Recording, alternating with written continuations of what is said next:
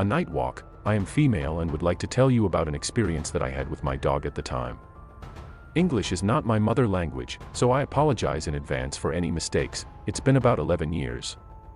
It was autumn night and I decided to take a little walk around our housing estate with my dog Sunny. Sunny is a black and big Labrador mix. She is really good and cuddly, but she hates other female dogs. She also has a strong protective instinct and always snarls when she doesn't know or doesn't like someone or something. There were no street lights inside the settlement. The only lighting was always at the house entrances. There was a small park with small playgrounds between the rows of houses.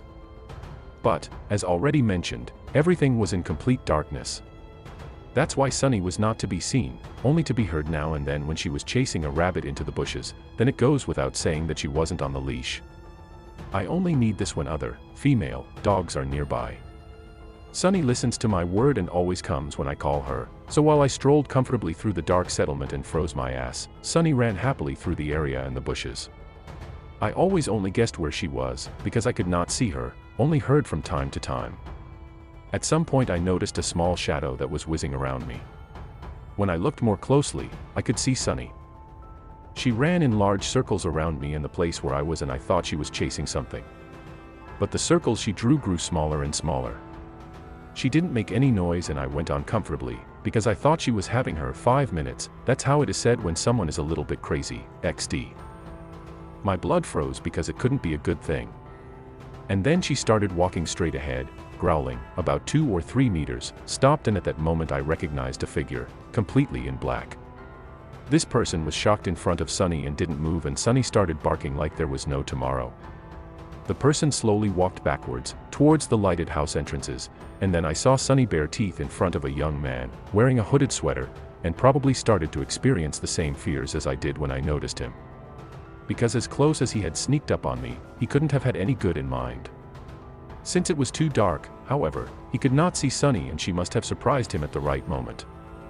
Sunny started to jump, and at that moment the guy let out a scream and you could hear something falling from his hand on the floor. He ran and my dog followed. After I had released myself from my shock stiffness, I called out to Sunny as loud as I could, until after a short time she was standing in front of me again, wagging her tail. I took her on the leash and then went to where the guy had dropped something, and indeed, there was an arm-thick branch on the floor that he certainly didn't have with him to throw sticks. At home it gradually dawned on me that my Sunny did not have her 5 minutes when she circled me, but that she had long since noticed and kept an eye on this piece of SHT to protect me. On the one hand, that was creepy, but also a relief. I was and still am so grateful for this great dog. Late night walk creep. So last night I was having a tough time falling asleep and decided to go for a walk to 7-Eleven so I could get something to drink. It was around 2 a.m. and I live in the city. Usually the walk takes all but 5 minutes, but the usually busy street was empty and there was a weird energy in the air. A little background on myself: I am a 21-year-old gay male, average build but nothing intimidating. As I was walking, a red SUV pulled up next to me. I kept calm, thinking maybe it's an Uber for someone, but then I noticed there weren't any stickers in the windshield. The car keeps driving next to me really slowly, and through the street lamps I get glimpses of this creep staring at me with this disgusting look on his face and in his eyes.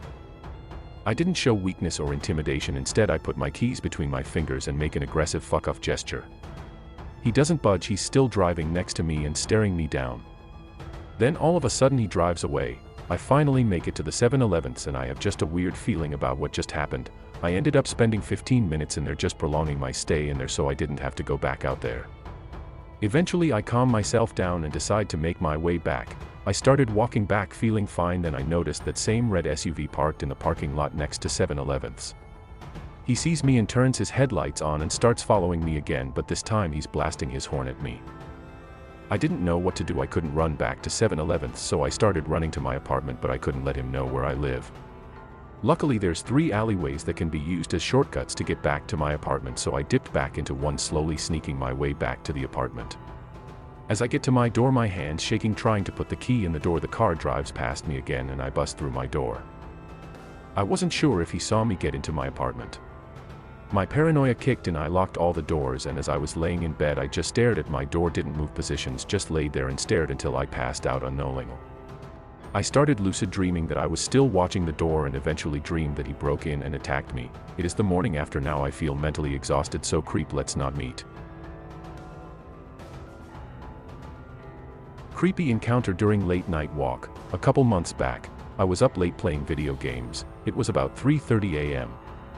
I had been playing for several hours at that point and started to feel restless from sitting for so long, so I decided I'd go for a walk.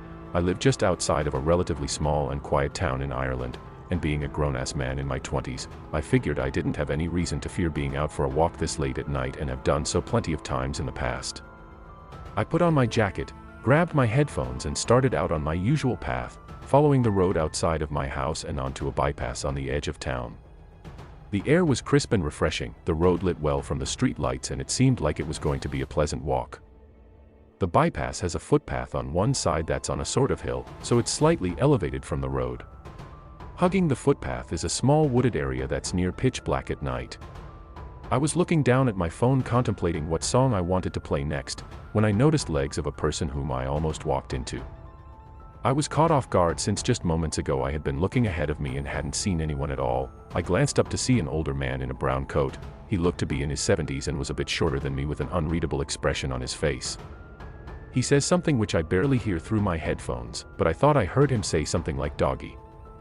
Assuming this man was simply out looking for a lost pet, I took off my headphones and said I haven't seen any dogs. Sorry. He then repeats what he said. His voice was high-pitched with a strong accent and I still couldn't make out what he was saying despite now lacking my headphones, but the final word became more clear. Daddy.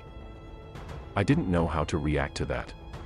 Part of me saw some humor in the scenario. I'm a third his age and he's asking if I'm his dad. The other part of me was a mixture of confused and uneasy. After a moment of confused silence I said no. Do you need help finding someone? I really wanted to just keep walking, but what if this clearly disorientated old man genuinely needed help? After another sharp inhale, he says, "Where's my daddy?" Still uneasy about this whole thing, I tell him I don't know and ask where he last seen whoever it is he was searching for. He pauses for a second, then points into the dark wooded area. I looked over where he was pointing, but it was far too dark to see anything. I start to think about how to proceed with this situation, when I noticed his face turn into a scowl as he grumbles something and he reaches into his pocket and takes out what looked like somewhat rolled up fabric. Upon closer inspection, however, I realized it was actually a small dead bird. He looks at it, grumbled again, then looks back at me. I was trying to decide if I should call someone or just go. All I knew was that I wasn't equipped to deal with this. I looked down to my phone, then, snap. A noise like a large twig breaking happens to my right in the wooded area, followed by a very distinct and human shushing noise. Every alarm in my body is going off now. I quickly say I don't think I can help you and start walking fast towards the town. Which turned into a full-on sprint when I hear footsteps emerging from the trees behind me. As I reach the crossing, I glance back to see a hefty bald man guiding the older guy into the trees while staring over at me.